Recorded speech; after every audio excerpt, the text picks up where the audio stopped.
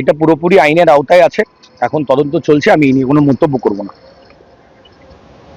না না, শুধু অনুব্রত মণ্ডল বলে নয়, আপনি জানেন যে আমাদের হৃদয়ের অগ্নিকন্যা, আমাদের দেশনেত্রী, আমাদের বাংলার মা মমতা বন্দ্যোপাধ্যায় হৃদয়ের অগ্নিকন্যাকে যদি কেউ কুরুচিকর ভাষায় আক্রমণ করে, সবসময়ের জন্য আমরা প্রতিরোধ গড়ে তুলি। আমাদের হৃদয়ের সেনাপতি, আমাদের ছাত্র যুবর আইকন সাংসদ অভিষেক বন্দ্যোপাধ্যায়কে নিয়ে যদি কেউ খারাপ মন্তব্য করেন, আমরা প্রতিবাদ করি। সেরকমভাবে আমাদের জেলার নেতাদের নিয়ে যদি কেউ খারাপ মন্তব্য করেন, আমরা তার প্রতিবাদ করি।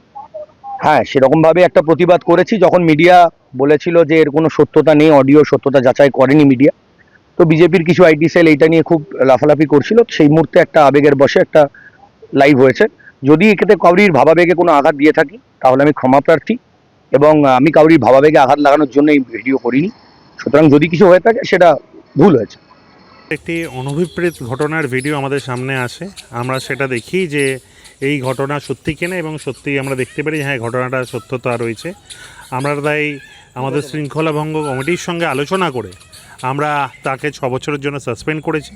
তার বক্তব্য যা ছিল তার দলীয় দল তাকে সমর্থন করে না, এবং আমরা একই সঙ্গে এই বার্তা দিতে চাইলাম যাতে আমাদের দলের আরও যারা আছেন, যারা বিভিন্ন পোর্টফোলিও হোল্ডার রয়েছেন, তাদেরকেও সতর্ক হন। যাতে আমরা বিগত দিনেও বিক্রমজিৎকেও সতর্ক করেছিলাম, এবং আমরা আরও কয়েকজনকে সতর্ক করেছি যাদের ক্ষেত্রে আমাদের মনে হয়েছে যাদের সোশ্যাল মিডিয়ায় বক্তব্য বা তাদের আদব কায়দা বা তাদের বিভিন্ন ভূমিকা যা দলের শৃঙ্খলা ভঙ্গ করছে, সেই ক্ষেত্রে তারা যাতে কোনো রকমভাবে পার না পায়। শনিবার দিন অনুব্রত মণ্ডলকে যখন হাজিরা দেওয়ার কথা নির্দেশ ছিল পুলিশের তরফ থেকে, সেক্ষেত্রে তার আইনজীবীরা যান, বলেন যে তিনি অসুস্থ। তারপর দেখতে পাওয়া যায় তিনি পার্টি অফিসে যান, প্রায় দীর্ঘ কয়েক ঘন্টা থাকেন। তার পরবর্তীকালে রবিবার দিনের জন্য দ্বিতীয় যে নোটিশ, সেই নোটিশে গতকালকে তার আইনজীবীরা যান, মেডিকেল রিপোর্ট জমা দেন, এবং সেখানে বলেন যে চিকিৎসকেরা অনুব্রত মণ্ডল যেহেতু অসুস্থ তাই বেড রেস্টে থাকার জন্য বলেছেন 5 দিনের জন্য। এবং এক্ষেত্রে কিন্তু পুলিশের তরফ থেকে এর পরবর্তী ক্ষেত্রে পদক্ষেপ কী নেওয়া হবে সেটা এখন দেখার বিষয়। তবে পুলিশ সূত্রে খবর যে চিকিৎসকের যে রিপোর্ট সাবমিট করা হয়েছে, সেই রিপোর্টের পরিপ্রেক্ষিতে চিকিৎসকরা এখন গোটা বিষয়টা খতিয়ে দেখার কাজ শুরু করেছেন যে অনুব্রত মণ্ডল কতটা অসুস্থ, বা যে বিষয় বলা হয়েছে সেই বিষয়ে 5 দিনের জন্য বেড রেস্টের প্রয়োজন রয়েছে কিনা। কারণ একাধিক বিষয়, তার শারীরিকভাবে তিনি অসুস্থ সেই বিষয়ে উল্লেখ করে এই যে চিকিৎসকের যে প্রেসক্রিপশন সেখানে কিন্তু জমা দেওয়া হয়েছে। তবে আজকে শনি রবির পরে সোমবার দিন অনুব্রত মণ্ডল এর পরবর্তীকালে কি করবেন সেটাও এখন দেখার বিষয়।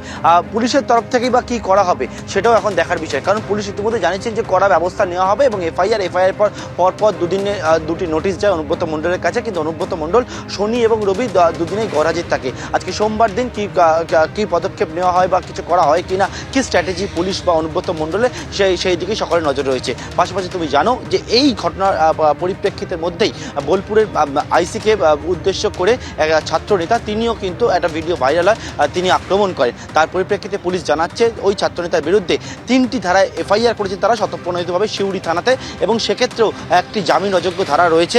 এইবারে হচ্ছে যে বিষয় আরও অনেকেই যে বিষয়ে প্রশ্ন তুলছেন বা বলছেন যে ছাত্রনেতাকে গতকাল দেখা গেছিল যে তৃণমূলের তরফ থেকে বলা হয়েছে, তৃণমূল ছাত্র পরিষদের তরফ থেকে বলা হয়েছিল যে ওনাকে সাসপেন্ড করা হয়েছে। অনুব্রত মণ্ডলের ক্ষেত্রে শুধুমাত্র ক্ষমা চাইতে বলা হয়েছিল। সুতরাং পরবর্তী ক্ষেত্রে দল কি পদক্ষেপ নেয় সেটাও এখন দেখার বিষয়, ভাবার বিষয়, বা পুলিশের তরফ থেকেও বা পরবর্তী স্ট্র্যাটেজি কী নেওয়া হয় সেটাও এখন দেখার বিষয়, সেদিকেই সকলের নজর রয়েছে। তার আইনজীবীরা যদি তার শরীর খারাপের কথা বলেন, আমরা কোর্টের উপর আস্থা রাখছি, কোর্ট এবার ডিসাইড করুক, কোর্ট যে রায় দেবে আইনের পথে চলবে। তৃণমূল কংগ্রেস কোনো রকমের অন্যায় কাজকে এন্ডোর্স করে না, প্রথম দিনের বক্তব্যে পরিষ্কার এই বিষয়ে। আদালত যেভাবে নির্দেশ দেবে সেইভাবেই পুলিশ তার অ্যাক্ট করবে। পুলিশ তো ইতিমধ্যে এফআইআর করেছে, এবং তার মধ্যে নন বেলেবল ধারায় এফআইআর রয়েছে। মমতা ব্যানার্জির স্ট্যাম্প ওর পিছনে আছে, অতএব ও যা করছে এটা কমপ্লিটলি মমতা ব্যানার্জির গাইডেন্সে করছে, এবং ওয়ান ফাইন মর্নিং ও কোর্টে যাবে, বেল পেয়ে যাবে, লিখে রাখবেন, আর বোলপুরের আইসি সাসপেন্ড হবে।